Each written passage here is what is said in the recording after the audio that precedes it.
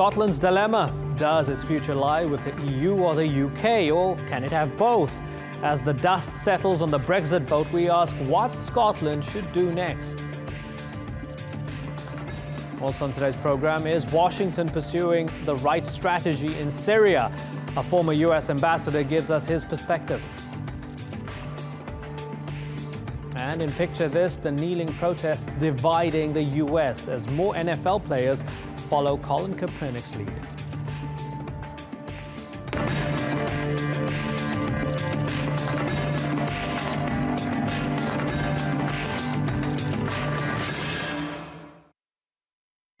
Hello and welcome to the Newsmakers with me, Imran Garda. In 2014, people in Scotland rejected independence from the United Kingdom by a margin of around 10 percentage points. But in June this year, they voted by a much bigger margin to remain within the European Union, when the rest of the UK chose to leave. The vote for Brexit has reignited the debate on Scottish independence by drastically changing what it means for Scotland to remain as part of a united kingdom. But other factors have also changed since 2014, including the economic prospects for an independent Scotland, with the country taking a big hit from falling oil prices. Our newsmaker today is Scotland, as we ask whether its future lies with the UK or the EU, and if it's time to hold another vote so its people can decide. Do we control our own destiny as a country? Or will we always be at the mercy of decisions taken elsewhere? Scotland's independence streak is resurfacing.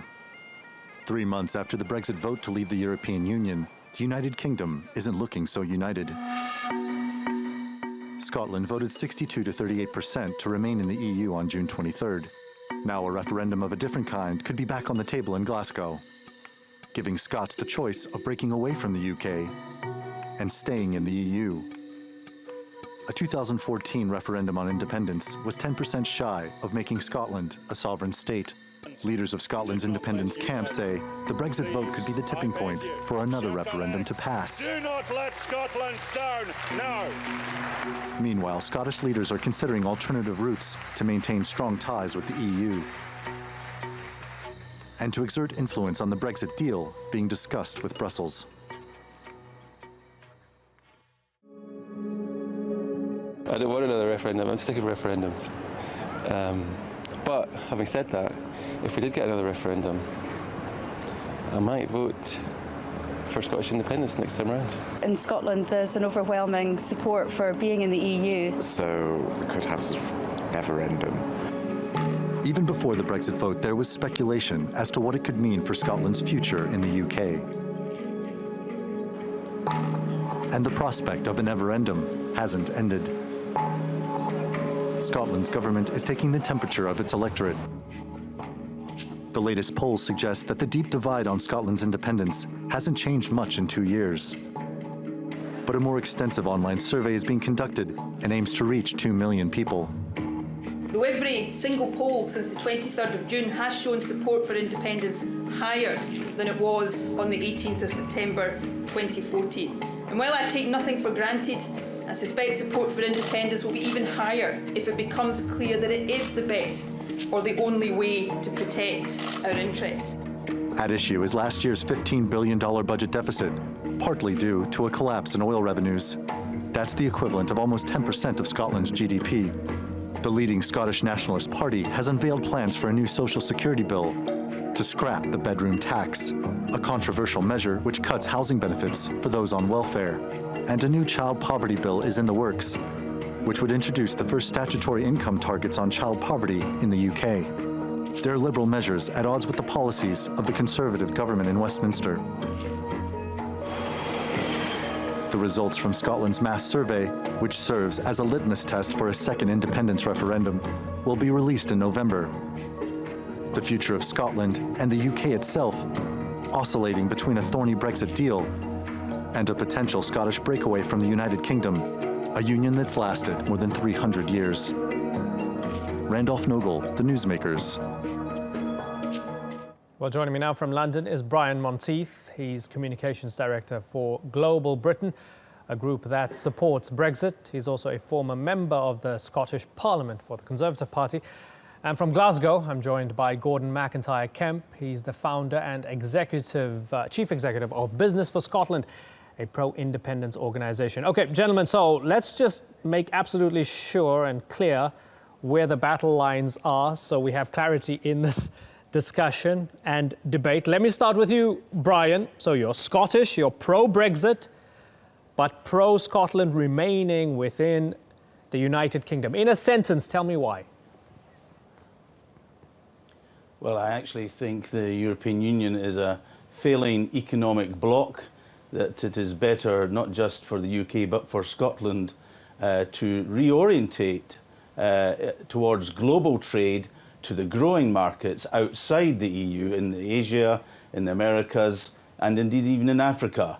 And it makes much more sense for Scotland in trying to retrieve its desperate financial situation to strengthen the links with the UK, because in fact Scotland, of course, trades 4 times as much with the rest of the UK than it does with the EU. So it's important that we retain the link with the UK whilst looking more globally to the rest of the world. OK, Gordon McIntyre Kemp, you're Scottish as well.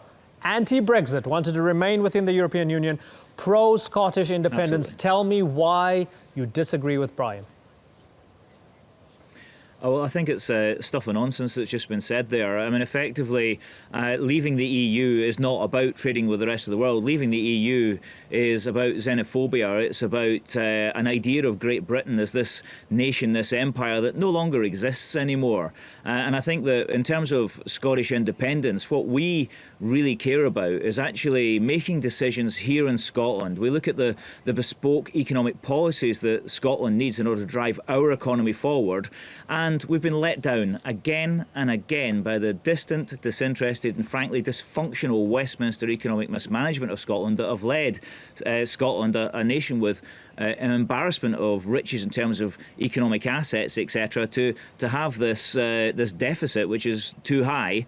Only decisions made in Scotland by Scots for Scotland, for the people of Scotland and for our economy, whilst being international in our outlook and part of the EU, is going to actually be able to turn things around for us. If we stay married to the rest of the UK, then I'm afraid once Article 50 is enacted, once the Brexit negotiations start to go wrong, once trade barriers start to go up, I think Scotland's deficit will get much larger, not smaller, if we stay with the United Kingdom.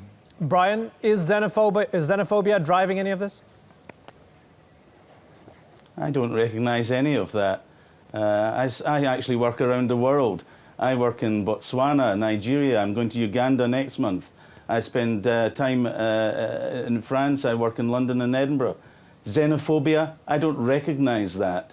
What this is about is repatriating the opportunity to take control of all of the decisions we make. It's the sort of thing that you might expect a Scottish nationalist to be in support of. It would seem that Mr Kemp actually favours repatriating decisions to Scotland, but not away from Brussels to Britain.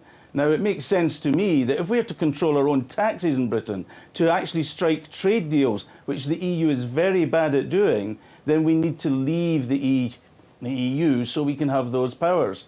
Now, and of course, in that time, we would be devolving far more powers to the Scottish Parliament itself, because powers such as over the common fisheries policy, where we would have control returned to us, would then go to Scotland. So, in fact, Scotland would benefit in many areas because we would be outside the EU, striking new deals with the trading partners where the real growth markets are. OK, Gordon, so exchanging a tyranny of Westminster for a tyranny of unelected bureaucrats in Brussels? Yeah, in terms of our elected bureaucrats, we've got nearly 800 members of the House of Lords who are unelected people who have a vote on every single law that affects Scotland. I'm Many of them interested Scots. in actually bringing power. none from the Scottish National Party, which actually has won the last several elections here in Scotland. I don't think anyone could ever think of a modern democracy and look at the House of Lords and actually say that the EU is less democratic. They're not necessarily any more bureaucratic either. At the end of the day, Scotland sees itself as a nation with an international outlook. We're not looking to do trade deals just with the EU. The EU has actually a single market that's actually vital. If we don't have free access to that market, then 42% of Scotland's exports go there. Scotland exports more per head than the rest of the United Kingdom. We export, £125 per second of whisky from Scotland to the rest of the world. We cannot see barriers to that trade brought in. Brian? If Scotland were to leave the UK before we've actually concluded our Brexit negotiations, then it would be doing so without knowing what our Brexit conclusion may be, which may, of course, be preferable to our current arrangements. It would not be in a position, because it would not be possible to negotiate its own entry, because the EU has made it clear it will not negotiate twice at the same time. It would not be able to offer the Scottish people a position about what entry to the EU would mean. So they would be voting blind. So you'd need a second referendum to then discuss what had been negotiated. Fair point. I just want to Very unlikely. I want to go to Gordon and look at what the polls are actually saying right now, because there seemed to be this spike, this surge in Scottish nationalism in the immediate aftermath of Brexit. And that's when First Minister Nicola Sturgeon said, hey, we want another referendum. But now the polls seem to suggest that just like in 2014, the majority of Scots would vote to remain within the UK. How do you feel, given that those polls suggest that, hey, even if you push for it, you're going to vote to remain? Well, Imran, it's not necessarily the case that the polls spiked as high as some of the papers were saying. The poll that everybody wrote about was an online poll, and they're not very reliable. We are seeing polls showing 47% for independence, but I don't think those are actually worth looking at right now, because the UK government doesn't actually know what's going to happen. It's at sixes and sevens around the sort of trade deal that we'll actually have.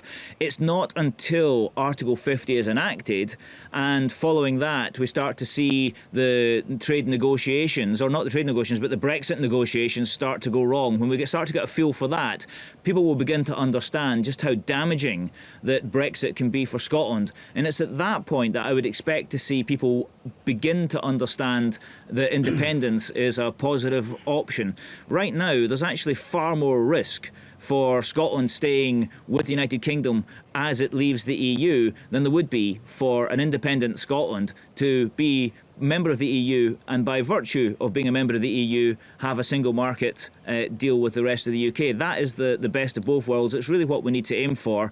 And in terms of powers, more powers, etc. As an independent nation, we'd have about 95% control of our sovereignty. Right now, we have zero, because everything we have in the Scottish Parliament is given to us by Westminster, and it could technically be taken away at any point. So Scotland having more control as an independent nation and partnering with other nations rather than isolating ourselves. And I think nationalist isolationists, that's what drove Brexit. And Brian himself may not be xenophobic, fair enough, but I think you just need to look at the headlines of some of the papers that were driving Brexit, just to see how much, exactly how much xenophobia, anti-immigrant hatred, etc. they were stirring up. It was an absolute disgrace. Okay, Brian, the issue of sovereignty, the principle of sovereignty, not wanting to be controlled by other people, that's by and large what drove many people to vote for Brexit. Why can't you accept it and recognise it for those within Scotland who want to break away from the United Kingdom? I don't think it's to do with xenophobia, though.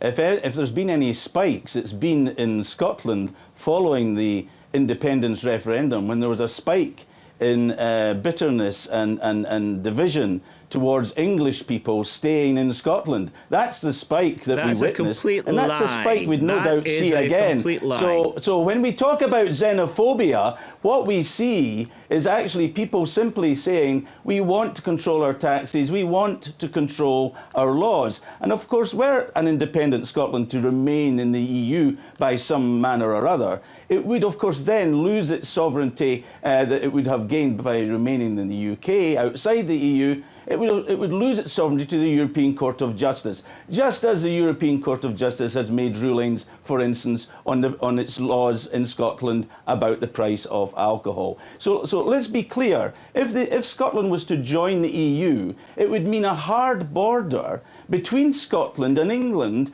England and the rest of the UK being its largest market. Okay. Now, who would seriously consider doing that? Okay, it's preposterous. Final response from Gordon. We're running out of time, Gordon. Final response. Well, First of all, the anti-Englishness, that is just the sort of stuff that drags this debate into the gutter. I'm from Hexham in Northumberland. That's my hometown. I used to be a Conservative. I used to be a Unionist. I came to Scotland. I began to see the truth and I changed sides. There is no anti-Englishness driving Scottish independence at all. It's an embarrassment that people would actually say that. In terms of a hard border, first of all, well, many people think otherwise. The EU.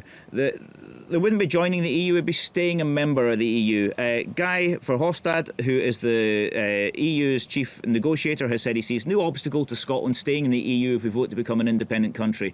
And as for the hard border, well, Brian says there'll be a hard border. That's one of these myths that's been completely debunked, because you just need to listen to what Theresa May said about Ireland and Northern Ireland. She said there will be no hard border there. So there'll be a hard border in Scotland, but not one between Northern Ireland and Southern Ireland. Come on, we've had all this before. It's time to start negotiating like adults. It's time to find the best deal that we can and stop slagging Scotland off, stop putting Scotland down, and let's get the powers that Scotland needs to drive its economy forward and no longer stay tied to the economic straitjacket of Westminster incompetence.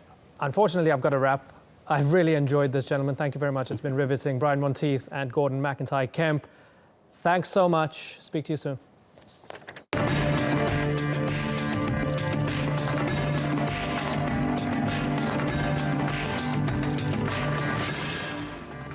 Coming up next on the Newsmakers, how could the US presidential election affect Washington's strategy in Syria? A former US ambassador gives us his view.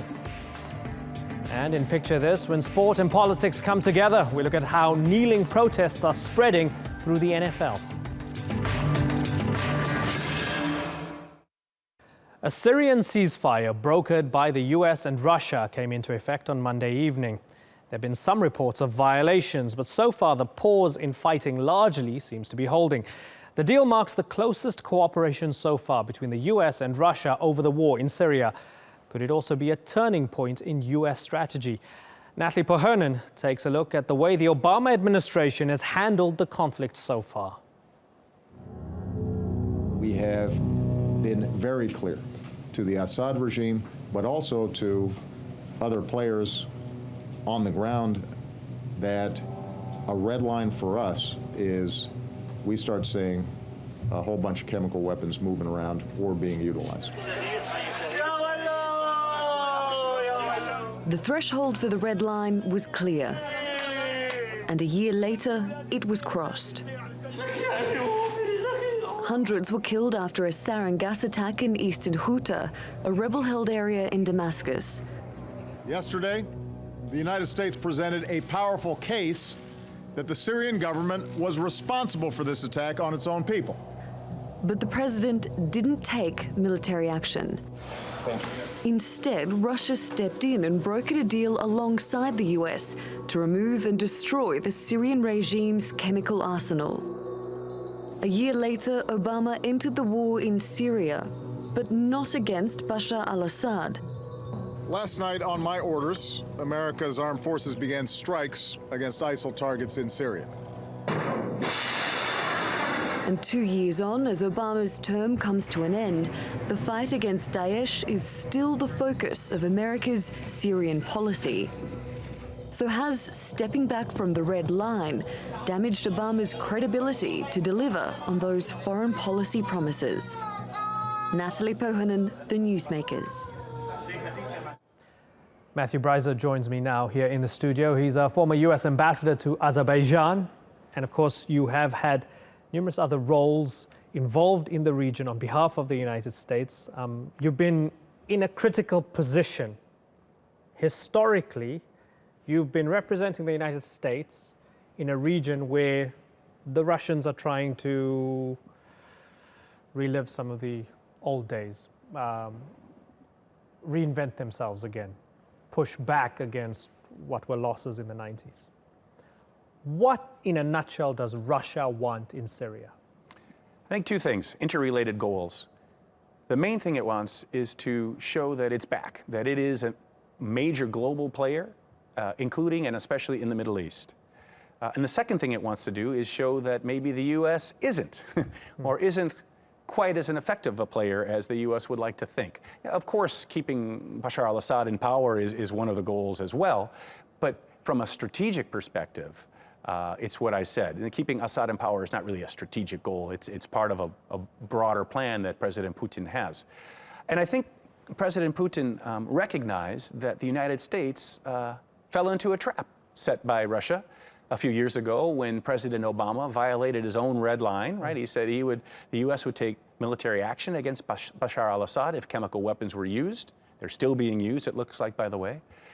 I think Obama didn't want to have to use force. He was worried about the political implications. And when Foreign Minister Sergei Lavrov presented Secretary of State John Kerry with this possibility of eliminating Syria's chemical weapons, the U.S. jumped on that as a way out of having to live up to President Obama's own red line. And I think President Putin saw that as weakness, as an opportunity for Russia to step in, to do what I said, to demonstrate that it's back, it's a global player.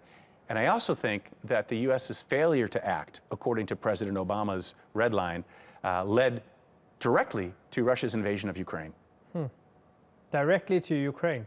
Yeah, I think. Tell me about that. Tell me why. I think President Putin was watching, calculating, wondering whether or not the United States is willing to impose significant costs for Russia asserting itself, as it did in Syria, in a place that's much more important to Russia, which is Ukraine. Ukraine is more than the soft underbelly of Russia. It's, in the Russian mindset, it's still Russian. It always has been. The name Ukraine means on the edge of what? Of Russia. So if Russia was able to get away with this gambit in Syria without any cost, it's able to bring its forces in, right, and operate and, frankly, conduct or contribute now to atrocities with the bombing of civilians in Aleppo. I think Putin saw, okay, lack of U.S. resolve there. Let's try it in Ukraine.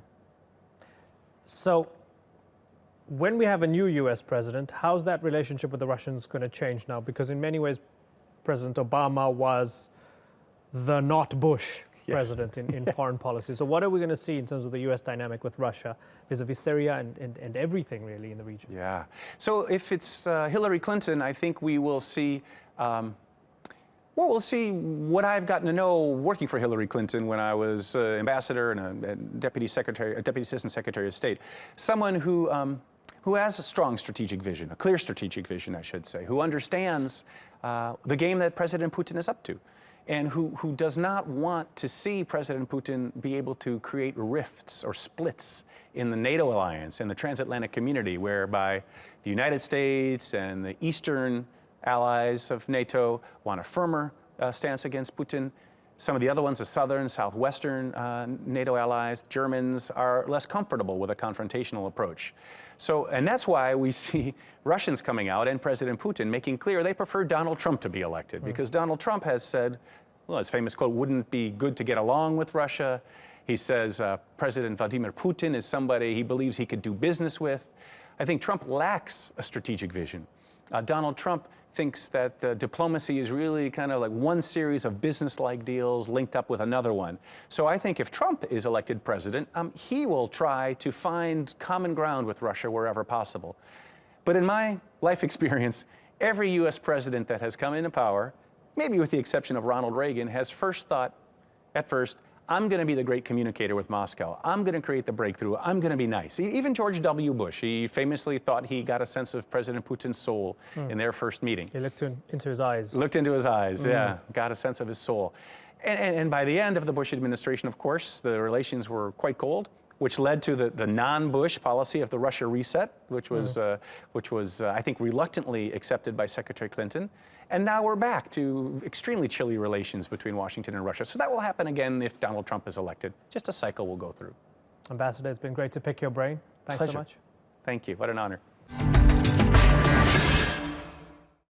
In today's Picture This, we look at how sports stars in the US are using their position to highlight racial injustice. And it's a tradition with a long history.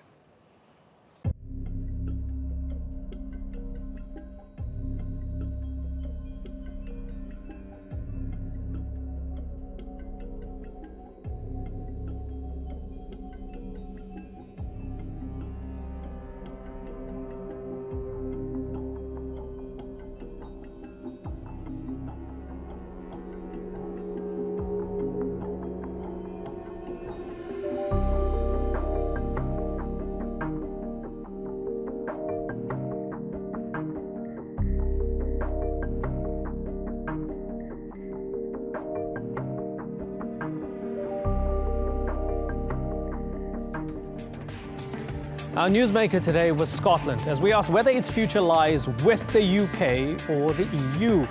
Brian Monteith is a former member of the Scottish Parliament who believes Scotland's best interests lie in sticking with the UK. And he said if Scotland were to vote on independence before the Brexit deal is finalised, it would be voting blind. But we also heard from Gordon McIntyre Kemp, a business campaigner who says Scotland has been let down by Westminster. He believes Scotland would get the best of both worlds by becoming an independent nation within the European Union. You've been watching this edition of The Newsmakers with me, Imran Garta. Thank you for watching. See you tomorrow.